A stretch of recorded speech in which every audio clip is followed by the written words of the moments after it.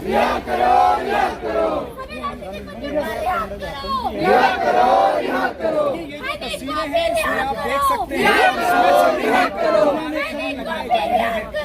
रिहा करो, रिहा करो, उनको राजनीतिक रिहा करो, रिहा करो, रिहा करो, रिहा करो, संगठन है जो इस समय रिहा करो, रिहा करो, नजर आ जाएंगे। रिहा करो, रिहा करो, इन सभी पॉलिटिकल रिहा करो, रिहा करो, रिहा करो, रिहा करो। UAPA down, down, Down, down, down, down, UAPA down, down, down, down, down, down। UAPA जिंदाबाद जिंदाबाद, जिंदाबाद, राजनीतिक कैदियों को रिहा करो, रिहा करो, रिहा करो, UAPA मुर्दाबाद, मुर्दाबाद, मुर्दाबाद, NIA मुर्दाबाद, मुर्दाबाद, मुर्दाबाद, मोदी का गस्तापो मुर्दाबाद, मुर्दाबाद, मुर्दाबाद, NIA रद्द करो, रद्द करो, रद्द करो, UAPA रद्द करो, रद्द करो, रद्द करो, सभी सदियों को रिहा करो, रिहा करो, रिहा करो, OPK-16 रिहा करो, रिहा करो, याद है, फादर प्लान याद है, याद है, याद है, सब कैदियों को रिहा करो, रिहा करो, रिहा करो, किसान मजदूर एकता जिंदाबाद, जिंदाबाद, जिंदाबाद, शोषितों की एकता जिंदाबाद, जिंदाबाद, जिंदाबाद, तो मोदी तानाशाहियों की हो बर्बाद, हो बर्बाद, हो बर्बाद, तो इनकलाब जिंदाबाद, जिंदाबाद, जिंदाबाद, तो इनकलाब जिंदाबाद, जिंदाबाद, जिंदाबाद, हमारा लड़ाई जिंदाबाद, जिंदाबाद, जिंदाबाद। दो बक्से रखे हैं।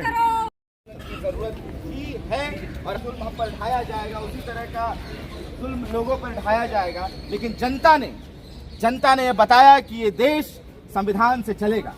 इस देश की जनता ने बताया कि इस देश में लोकतंत्र को कायम रखने के लिए इस देश की जनता खड़ी है, तैयार है, तैनात है। और उसका जवाब ये मिलता है 4 जून को कि जहां पे जो सपने सजाए थे वो पूरी तरह से चकनाचूर इनके होते हैं। एक तरफ संविधान होता है और दूसरी तरफ देखते हैं आपकी मंदिर के नाम पर, धर्म के नाम पर, सांप्रदायिकता के नाम पर चाहते थे वोट डालना। लेकिन लोगों ने बता दिया कि ये देश संविधान का देश है। और वही जगह कि जहां पर आप देखिएगा कि एक उदाहरण हमारे सबसे करीब आता है कि जिस नाम से चाहते थे कि राम के नाम पर वोट लाना, चाहते थे कि मंदिर के नाम पर वोट लाना, उसी फैजाबाद में उनको करारी शिकस्त मिली है। और ये जनता की जीत है और ये हमारी जीत है। और दूसरी तरफ जब हम यहाँ बात कर रहे हैं कि भीमा कोरेगांव की, हम बात कर रहे हैं उन तमाम कैदियों की, हम बात कर रहे हैं हमारे दोस्तों की जो हमारे यूनिवर्सिटी से निकले, चाहे उसमें सरजील इमाम का नाम आता है, उमर खालिद का नाम आता है, भीमा कोरेगांव के तमाम लोग, रोना विल्सन, हैनी बाबू और तमाम लोग जो जेलों में बंद हैं, उनके लिए एक पुरजोर आवाज़ हमने उठाई है। और इसके साथ हम जानते हैं कि जिस तरह की कमज़ोर सरकार है तो हमारी लड़ाई को और पुरजोर करनी पड़ेगी, हमें सड़कों पर और उतरना पड़ेगा, हमें इस गरम लोहे पर और जोरदार हथौड़ा मारने की और ज़रूरत है, हमें बड़े प्रोटेस्ट की तरफ जाना चाहिए। और इन तमाम साथियों को जेलों से निकालने के लिए हमें आगे बढ़ना पड़ेगा। और तमाम जितने इनके मंसूबे हैं उन पे अगर कोई पानी फेर सकता है तो यही हम सोचने समझने वाले लोग, यही विश्वविद्यालय में पढ़ने वाले लोग, यही किसान, यही मजदूर जो चाहते हैं कि देश की जनता की आवाज़ से चले, ना कि सरकार की आवाज़ से चले, ना कि प्रधानमंत्री मोदी के मन की बात से चले। तो ऐसे लोगों की हमें बहुत ज़रूरत है, ऐसे लोगों की। और आज देख भी रहे हैं कि कई साथियों को जेलों से छोड़ा भी गया है। एक डर है सरकार में, जो नई सरकार बनने जा रही है, जो एनडीए की सरकार बनने जा रही है, उसमें डर मौजूद है। उस डर को और ज़्यादा करने के लिए हमें सड़कों पर और पुरजोर ढंग से निकलना पड़ेगा। भीमा कोरेगांव के लिए, अपने तमाम साथियों के लिए जो जेल में बंद हैं, सर जिस तरह से बता रहे थे कि आज जो साथी हमारे जेल में कैद हुए हैं, तो इन सब के लिए हमारी आवाज़ को सड़कों के जरिए और उठाने की ज़रूरत है। शुक्रिया। इनकलाब जिंदाबाद।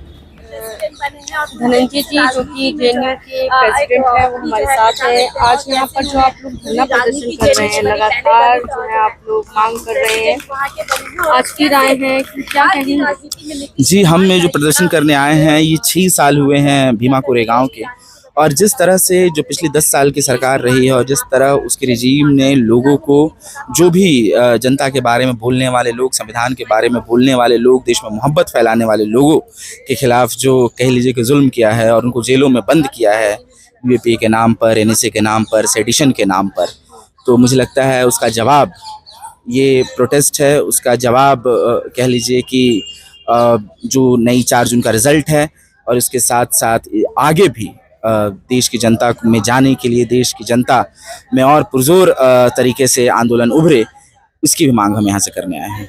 अब ये अटकलें हैं सरकार हाँ। कि एनडीए की जो है समर्थन में आ तो रहे हैं नीतीश जी भी, लेकिन मंत्रालयों की जहाँ मांगे हो रही हैं, इस पर आप क्या कहेंगे? मैं यही कह रहा हूँ कि जिस तरह की सरकार थी जो वायदे कर रही थी 400 की, वो 250 भी नहीं पार कर पाई, वो 240 में अटक गई। जो अहंकार था 400 का वो नस्तो नाबूद हो गया, वो टूट गया, वो ख़त्म हो गया।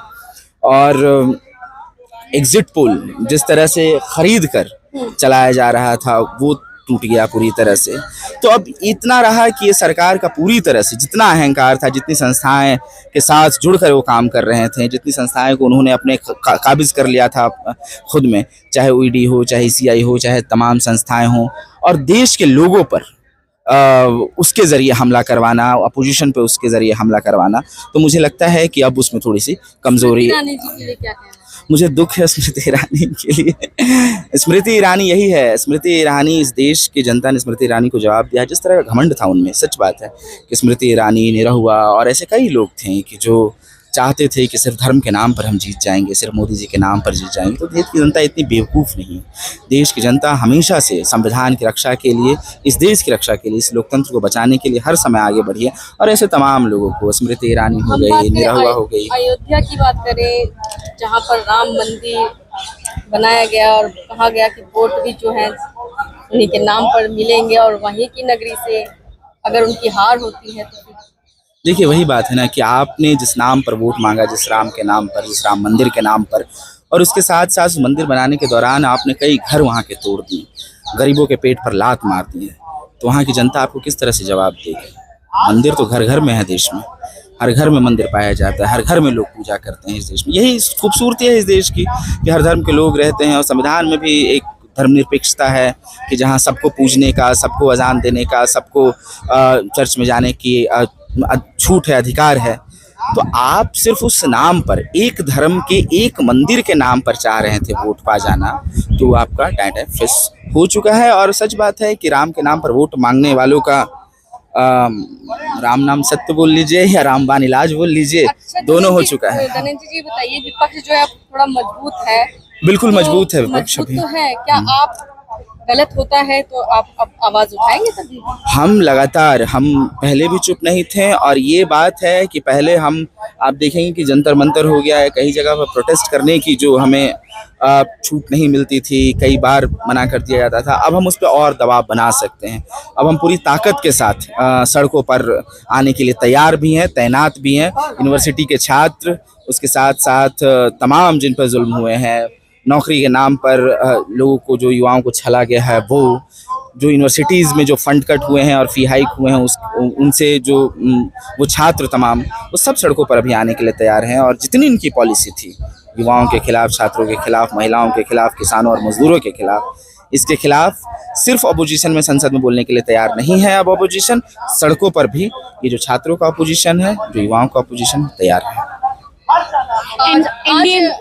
आज क्या प्रमुख मांग रहेगी आप? आज हमारी प्रमुख मांग यही है कि देश में जितने दमनकारी कानून के जरिए लोगों को, एकेडमिशियंस को, प्रोफेसरों को जेलों में बंद कर दिया गया है, युवाओं को जेलों में बंद कर दिया गया है, उनको निकाला जाए, उनको जेलों से छोड़ा जाए, और संविधान के नाम पर देश चले। और उसके साथ साथ जिस तरह से ट्रायल नहीं किया जा रहा है, ट्रायल नहीं हो रहा है, और यही बात है कि बार बार जुल्म करने के नए नए तरीके, मतलब ये तरीके अपना रहे हैं, ये तो उसके खिलाफ हम यहाँ पे खड़े हैं। धनंजय, एनडीए में अब नीतीश कुमार आने की पूरी तरीके से संभावना बन गई। क्या लगता है लंबे समय से जो स्पेशल जो है एक पैकेज की बात बिहार के लिए की जाती है, क्या वो मांग रखेंगे और रखनी चाहिए? नीतीश कुमार कितने मजबूत होंगे एनडीए में जाकर, ये बिल्कुल ही अलग बात है कि नीतीश कुमार यहाँ भी बीजेपी के साथ रहते हुए भी कोई ऐसा काम नहीं कर दिए हैं कि जिससे बहुत उन पर भरोसा है लोगों का, छात्रों का, युवाओं का, बिहार के लोगों का। तो इतना ही भरोसा है कि जो ज़्यादा जुल्म कर रहे थे उसमें एक थोड़ा सा माइल्डनेस आएगा, इसी बात का बस भरोसा है। पॉलिसी के लेवल पर नीतीश कुमार कितना कर पाएंगे ये अभी तक नहीं कहा जा सकता। इसलिए भी नहीं कहा जा सकता है कि नीतीश कुमार कोई चमत्कार नहीं कर दिए हैं अभी तक बिहार में रहते हुए भी, कि उनसे बहुत भरोसा है। अच्छा, वो समर्थन दे भी देते हैं तो क्या लगता है कि आगे चल के वो पलटी मार सकते हैं? समर्थन दे दिया उन्होंने एनडीए को है अभी तो। हाँ बिल्कुल, नीतीश कुमार का मतलब इतिहास ये भूत ये है, तो मुझे लगता है कि आने वाले भविष्य में भी वो इसको आजमाएंगे, क्योंकि अब जो जिसकी कह लीजिए कि हाँ प्रवृत्ति रहती है उस हिसाब से लोग अपना दिखाते हैं। जैसे गिरगिट का प्रवृत्ति होता है रंग बदलने का, और अलग अलग जानवरों का अलग अलग तरीके का, तो उसी तरह नेताओं का भी है, जिसमें नीतीश बाबू को लेकर इतना कह रहे हैं, नायडू बाबू पे क्या कहना चाहिए? बिल्कुल, नायडू बाबू भी शुरुआत में ही बोले कि वो पहले भी एनडीए के खिलाफ रहे हैं, मोदी के खिलाफ रहे हैं, और मुझे लगता है कि वक्त की ज़रूरत यही है कि इंडिया गठबंधन के साथ आकर देश में एक सरकार बनाने की। और इसके साथ साथ है कि छात्रों और युवाओं की तरफ से भी बहुत ओपन लेटर लिखे जा रहे हैं इन दोनों नेताओं को कि साहब आप आइए इधर, क्योंकि हम पर इस 10 साल में जो हुआ है वो आपने भी देखा है, आपने भी जाना है। तो नीतीश और चंद्रबाबू नायडू दोनों से यही सवाल है कि आपको देश के संविधान के पक्ष में खड़ा रहना पड़ेगा। धनंजय, एक लास्ट क्वेश्चन है मेरा। जिस तरीके से उत्तर प्रदेश में भारी संख्या में सीटें हैं लेकिन वो हार गए हैं उत्तर प्रदेश, तो क्या इससे योगी जी की छवि धूमिल हो रही है? योगी जी की छवि पहले भी बहुत अच्छी नहीं थी। कोई बहुत अच्छी छवि योगी जी की हम कैसे कह सकते हैं, जो मुसलमानों के घर पर बुलडोजर चला दे रहे हैं, गरीबों पर इतना हमला करवा रहे हैं, जो भी उनके खिलाफ कुछ बोल रहा है उसको जेलों में बंद कर दे रहे हैं। यूपी में जिस तरह का गुंडा राज उन्होंने बना रखा है, जिस तरह से अनसेफ हो गया है पूरी तरह से यूपी, जिस तरह यूपी में ही कैसरगंज से ब्रजभूषण सिंह जैसे लोग आ रहे हैं, तो योगी जी की छवि वैसे भी बहुत पहले से अच्छी नहीं है। उनके समर्थकों के बीच में उनकी छवि पे कोई असर पड़ेगा? क्योंकि वो 43 सीट आ रहे हैं। पढ़नी चाहिए, मुझे लगता है कि पढ़नी चाहिए कि योगी जी जैसे उनके महान नेता के संरक्षण में, उनके अंडर में इतनी सीटें हारे हैं। मुझे लगता है कि उनके जो जितने भी कार्यकर्ता हैं उनको समझना चाहिए कि ये नेता आपका नेता नहीं है, ये नेता आपके पक्ष का नेता नहीं है। तो योगी जी जैसे लोग को मुख्यमंत्री के पद से हटाना चाहिए, उनको इस्तीफा देना चाहिए यूपी के पक्ष में। ओके।